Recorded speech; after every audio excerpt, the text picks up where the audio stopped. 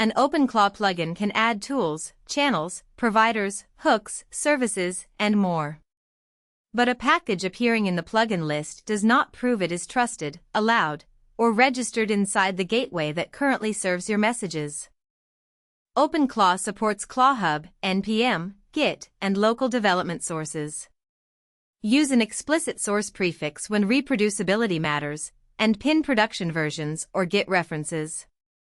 Treat every install like running third-party code, because that is exactly what happens.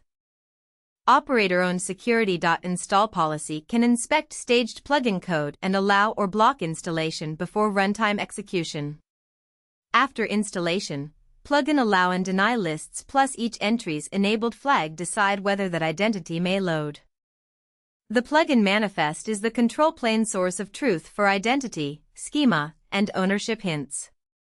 The runtime module is the data plane. It registers actual tools, hooks, channels, providers, commands, and services into OpenClaw's central registry. Code installs and updates cross a restart boundary. Restart the active gateway when needed, then inspect the plugin with runtime and JSON flags.